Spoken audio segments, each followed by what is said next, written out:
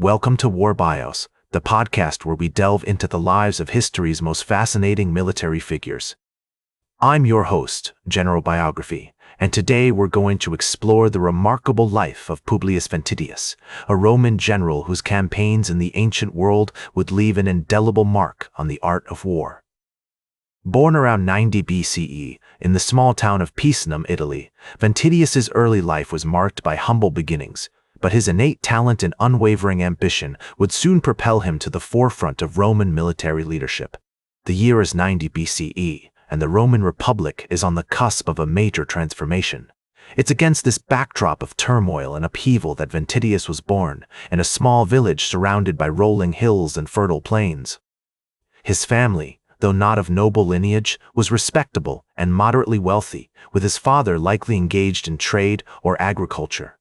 Ventidius's childhood was marked by the usual rigors of ancient Roman upbringing, with an emphasis on physical discipline, mental toughness, and civic duty.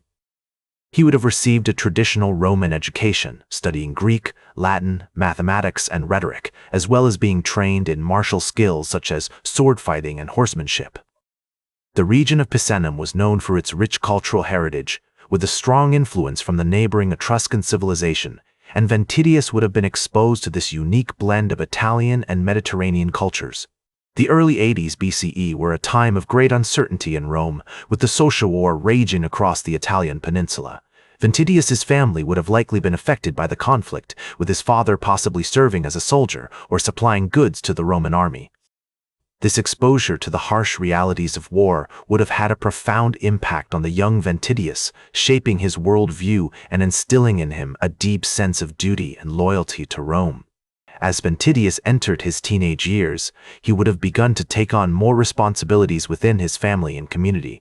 He may have assisted his father with trade or agricultural pursuits, learning valuable skills such as management, negotiation, and leadership.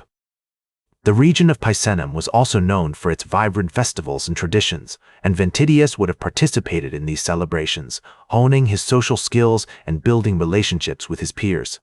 The early 70s BCE were a time of great upheaval in Rome, with the Third Mithridatic War raging in the east and the pirate menace threatening Roman trade routes. It's during this period that Ventidius begins to make his mark, likely serving as a junior officer or aide-de-camp to one of the prominent Roman generals of the time, such as Lucius Licinius, Lucullus, or Gnaeus Pompeius Magnus. As we explore the early life of Publius Ventidius, we see a young man shaped by the tumultuous events of his time with a strong sense of duty, loyalty, and ambition. His experiences in Picenum, combined with his education and training, would have prepared him for the challenges that lay ahead as he embarked on a remarkable journey that would take him from the sun-drenched hills of Italy to the distant battlefields of Asia Minor.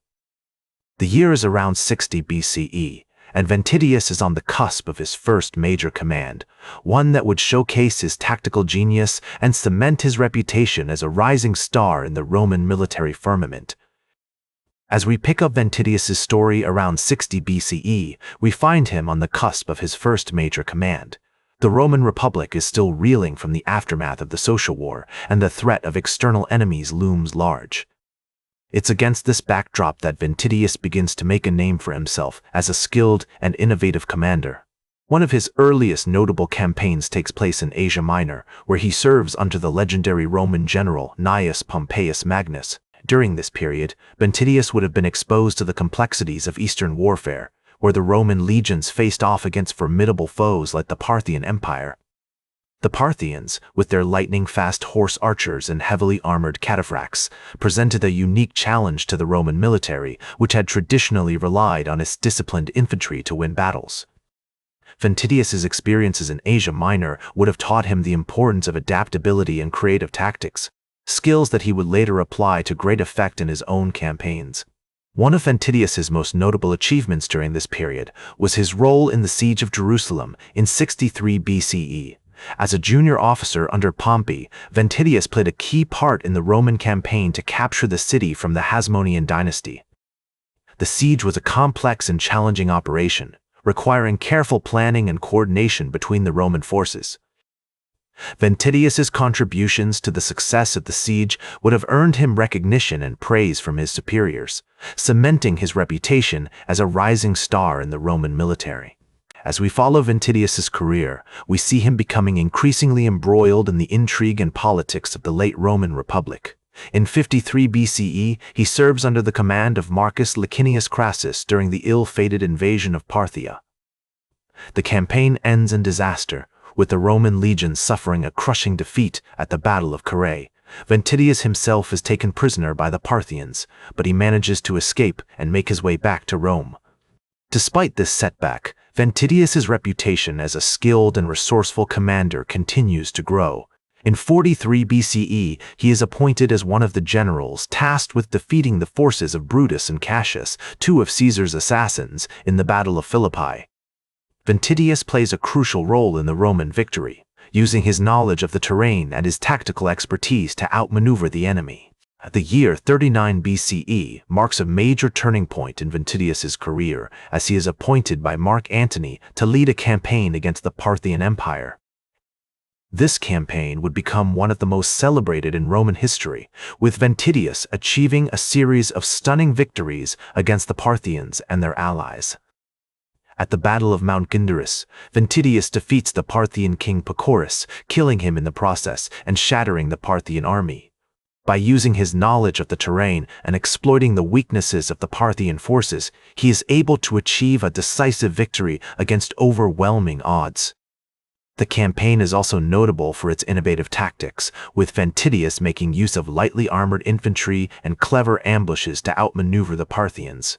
As we explore Ventidius's campaigns in Asia Minor, we see a commander who is constantly adapting and evolving, always seeking new ways to outwit his enemies and achieve victory. His successes on the battlefield earn him widespread recognition and acclaim, with the Roman Senate hailing him as a hero and granting him a triumph, a rare honor reserved for the most distinguished commanders.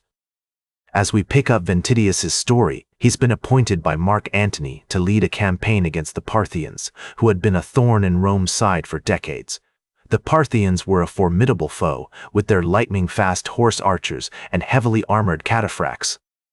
But Ventidius was undaunted, drawing on his years of experience fighting in the East to develop a clever strategy.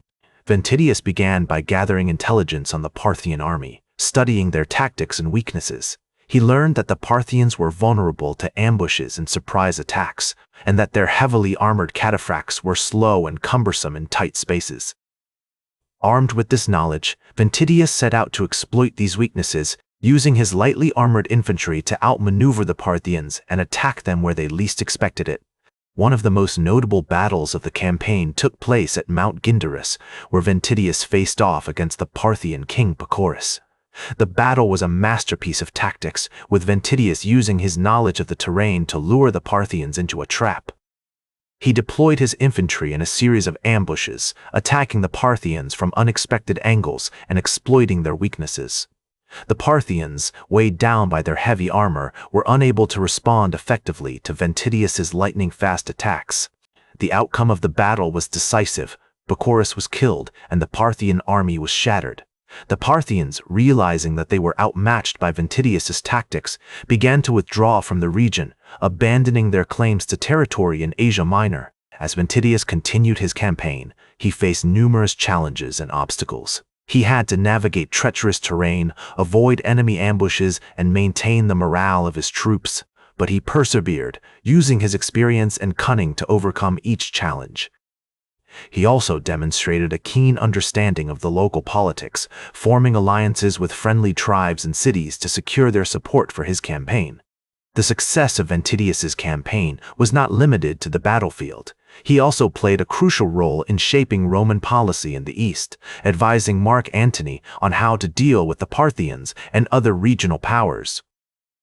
Ventidius's expertise and experience made him an invaluable asset to the Roman Empire, and his campaigns helped to secure Rome's borders and expand its influence in the region. His tactics were innovative and effective, and his ability to adapt to changing circumstances was unparalleled.